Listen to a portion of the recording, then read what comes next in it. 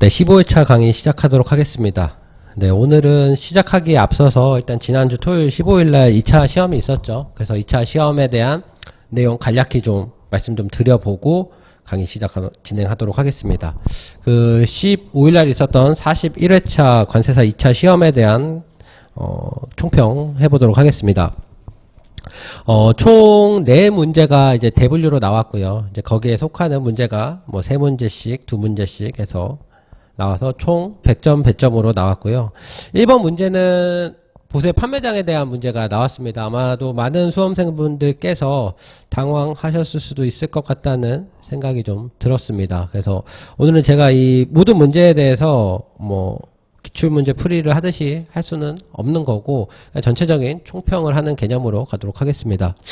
일단 이번에 출제된 문제들을 살펴보면 가장 큰 특징이 법에 대한 지출, 기출 비중이 매우 줄었습니다. 그래서 전체 합쳐보면 한 20% 남짓 한 비율로 법이 나왔고요.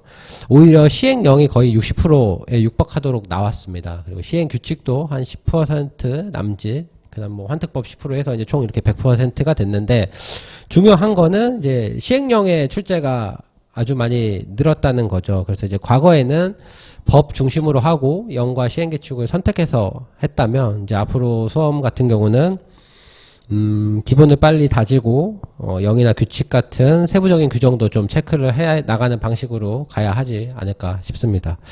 그래서 문제 1번을 보시면, 문제 1번 같은 경우는 이제 보세 판매장에 대한 기출이었고, 물음 1-1 같은 경우가 이제 기재부령을 정하는 서류 4가지가 이제 규칙, 시행 규칙에서 나온 부분이고요. 그래서 시행 규칙 68조의 3항을 기술하면 되는 문제였고, 두 번째, 1번의 두 번째 문제 같은 경우는 평가 요소 6가지는 이제 법에 나왔죠. 법 176조 2, 3항에 나와 있습니다. 거기서 이제 선별하여 6가지 정도 기술하시면 됐고, 아마도 1-2번 같은 경우는 법의 내용이기도 하고, 보세 판매장의 특징이기도 하기 때문에 많은 수험생들이 쓰지 않으셨을까 싶어요. 그리고 1번 같은 경우도, 갱신 신청 시 첨부하는 서류 같은 경우는 이제 특허 보세 구역과 보세 판매장의 차이가 있는 부분이라, 요거는 제가 또 수업 시간에 말씀을 드렸듯이 그 2가지 추가해서 총 4가지를 기술하면 됐기 때문에 공부를 하시는 분이라면 1번도 규칙에서 문제가 출제되긴 했지만 충분히 기술하실 수 있지 않으셨을까 싶습니다.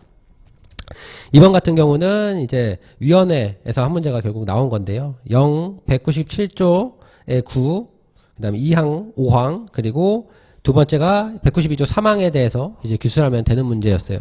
완벽하게 기술하는 게 힘들었을 수도 있지만, 위원회 같은 경우는, 반복되는 부분이기도 하고 해서 아마 어느 정도 요 문제도 쓸 수 있지 않으셨을까 싶고요. 이제 문제는 3번인데, 3번은 이제 특허 수수료 매출액을 기준으로 산정 시 특허 수수료율을 쓰시는 문제인데, 이게 이제 시행규칙 68조의 1항을 기술하는 문제였습니다. 그래서 요거는 뭐 중요하게 체크를 하셨던 분들은 아마 하셨을 수도 있겠지만, 이제 다른 중요한 것들이 많다고 생각을 하면 아마 쓰지 못한 분들도 꽤나 많으셨지 않을까 싶은 문제가 되기도 합니다. 그래서 이제 문제 1번 같은 경우는 아무래도 보세 판매장이라는 주제 자체가 많은 수험생분들이 좀 어려워하고 좀 어렵게 느끼는 부분이기 때문에 그 자체만으로도 부담감이 있으셨을 거라고 생각이 들지만, 아마 시험지를 받고 한 1, 2분 시간이 지나면 어느 정도 또 머릿속에 있는 데이터가 나왔을 것 같아요. 그래서 1, 2번 정도는 쓰지 않았을까 싶다는 생각이 들고요.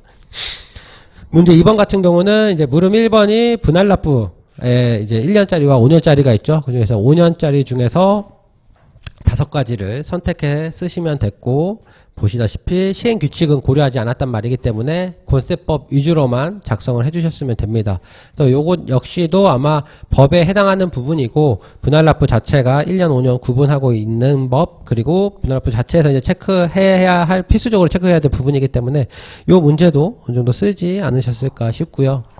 물음 2에 환특법에 관한 문제, 환특법은 항상 10점씩 기출이 되죠. 요 문제도 법 143조 3항과 시행규칙 13조의 1항, 그 다음에 2번 같은 경우는 29조 1항 정도를 작성하는 거였는데, 요 문제도 뭐 평이하지 않았나 싶은 생각은 듭니다. 그래서 보시고, 세 번째 보시면 이제 세 번째 주제도 1번 문제와 마찬가지로 보세 판매장과 마찬가지로 이제 덤핑 방지 관세 자체가 이제 많은 수험생분들이 크게 부담을 갖는 부분입니다. 그리고 그 부분에서 대부분 이제 뭐 대상이나 뭐 요런 것들을 좀 위주로 봤다면 이번 시험에서는 가장 기본이라고 할 수 있는 부분을 제외하고 나머지 부분에서 나왔어요. 그래서 이 부분은 공부를 좀 덤핑 방지 관세에 대해서 좀 디테일하게 하지 않았다면은 쓰기가 굉장히 어려울 수도 있었을 것 같다는 생각이 들지만,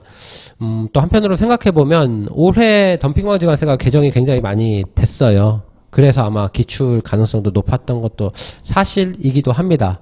근데 이제 덤핑 대상이나 아니면은 뭐 정상 가격 요런 거 기본적인 걸로 먼저 출제가 될 줄 알았는데 그게 아니라 잠정조치 요건 그 다음에 뭐 약속의 제의 그 다음에 재심사 등 요렇게 조금 뭐 지엽적이라는 표현은 그렇지만 조금 치우친 문제가 나왔다고 볼 수 있어요. 그래서 아마 문제 3번 같은 경우는 많은 분들이 조금 부담스러워하지 않으셨나 싶은 생각이 듭니다. 그래서 물음 1번에 1 같은 경우는 법 53조 1항을 작성하면 되는 부분이었고 적용 시기 및 기간도 0, 66조에 대한 부분 3번까지도 0, 66조에 대한 부분. 그래서 1번 같은 경우는 법 53조 1항과 0, 66조를 기술하는 문제였다라고 보시면 될 것 같고요.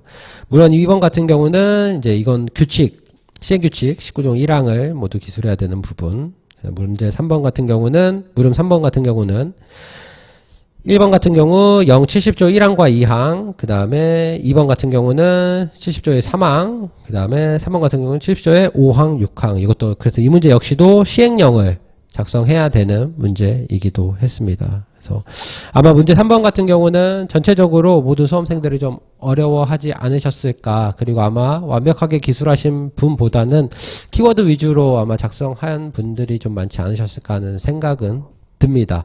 덤핑 방지 관세를 사실 처음부터 끝까지 하기에는 굉장히 부담이 있어요. 굉장히 큰 법이기도 하고 그거 외적으로도 관세법에는 중요한 부분이 많기 때문에 덤핑 방지 관세를 그렇게 이제 디테일하게 준비하는 게 쉽지는 않습니다. 그래서 아마 3번은 좀 힘들지 않았을까라는 생각이 들고요.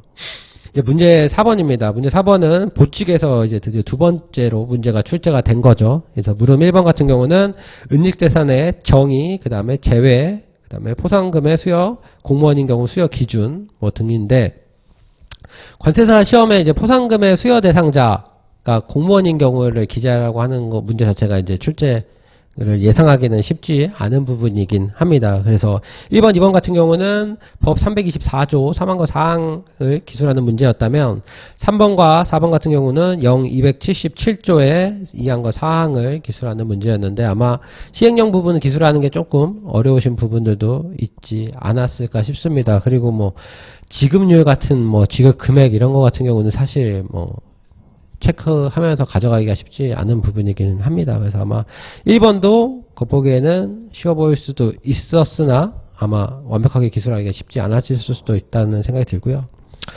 올해 기출된 문제 중에서 이제 가장 기술을 할 만한, 그리고 반드시 기술을 해야만 하는 문제가 바로 이제 물음 2번.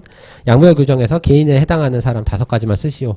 이 문제는 아마 반드시 기술이 필요했을 것 같고요. 아마 기술을 하지 않으셨다면 아마 좀 크게 타격을 받을 만한 문제이기도 합니다. 이제 그만큼 쉬운 문제이기도 했다는 거고요. 이제 쉽다는 거는 모두 다 잘 쓰기 때문에 조금이라도 틀리면 그만큼 점수 획득에 어려울 수가 있습니다. 그래서 이런 문제는 반드시 완벽하게 잡고 넘어가야 된다는 거 말씀드리고 참고로 279조에서 나온 문제였죠. 그래서 총 이렇게 나온 문제 5문제에 대해서 이제 말씀을 드렸는데 역시나 올해도 단답형의 문제가 조합된 방식의 출제였습니다. 과거처럼 뭐 30점 배점을 한 문제에다 두고 한다기보다는 일종의 뭐 목차를 주고 작성을 하라는 식의 문제였는데 워낙 지엽적인 지엽적인 곳에서 출제가 많이 되기도 했고 쉬운 문제와 어려운 문제의 차이가 좀 크지 않았나 싶습니다. 그래서 뭐 소위 말해 주는 문제와 그다음에 못 쓰는 문제가 워낙 좀 온도차가 컸다라는 생각이 들고요. 이제 이런 시험을 준비하려면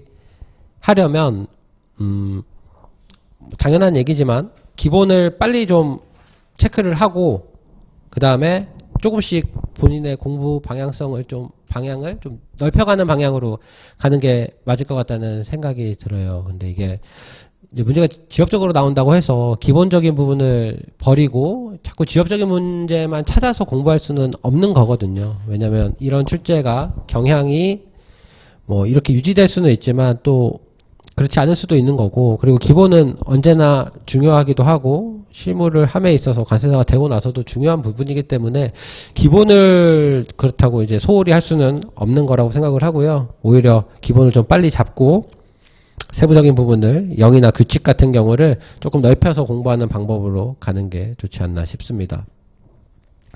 네, 이상으로 2024년도 관세사 2차 시험 강평 마치도록 하겠습니다.